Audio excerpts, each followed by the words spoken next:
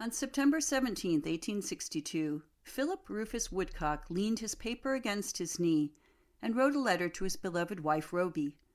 That was the beginning of a long 4+ years in the Civil War, and over 600 letters later, he finally returned home. Philip R. Woodcock enlisted in Springfield, New York on July 23, 1862, as a private in Company E, 121st Regiment of the New York State Volunteers, which was also known as Upton's Regulars. He arrived in Washington, D.C. by September 7th, and his first engagement was at Crampton Pass, South Mountain, Maryland, just 14 days after leaving his wife and infant son. Philip was 21 years old. On that day of September 1862, he wrote of the travel, the living conditions, his supplies, and more. And those letters kept being written throughout the entirety of the Civil War. He wrote during some of the most intense battles and gave very dramatic first-hand accounts of the war waging around him.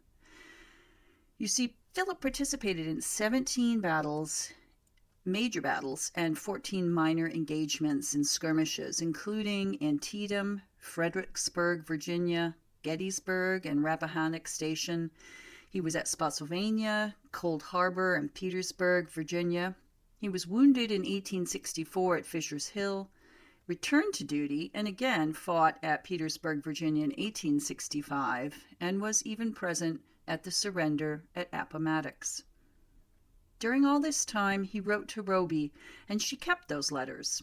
After the war, he stored them in a black and gold tin box, along with his diaries, muster rolls, and numerous other things from his time in the war, with the distinct purpose of having a little history known. He passed down all of this to his granddaughter, Roby Amelia Woodcock Abercrombie, in the early 1900s, and she eventually passed these letters down to her grandson, Donald A. Jones, in about 1985. And that's where I come in. Philip R. Woodcock is my great-great-grandfather.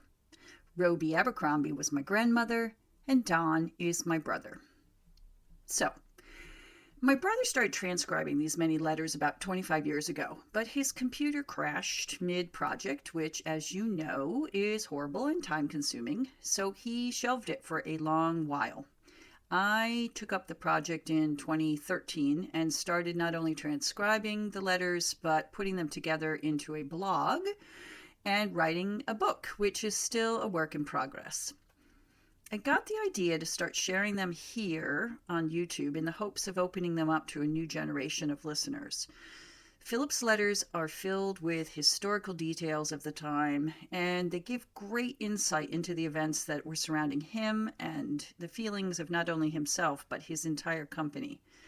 He had a great sense of humor, which would occasionally show through as he described stories of drunken commanders and other events involving the troops. Mostly, though, he wrote with both compassion and frustration at what he was seeing, whether it was the extensive death surrounding him or seeing slaves marched off to auction houses. He writes about the weather and what food he cooks. He writes about illnesses, money, politics, troop movements, and more. His devotion to God is also evident in his writings. The strongest thing, though, that he wrote about was his love for Roby, his wife, which is why I've titled this entire collection, My Dearest Roby. So, I welcome you to my channel to hear some of these letters and explore some of our family's artifacts, which I will show throughout some of these videos. Follow my progress on the book if you're interested in that, and eventually you can hear also about when our family got to actually return the Seal of Spotsylvania, which was in Philip's keeping for many years until 1972 when it was returned.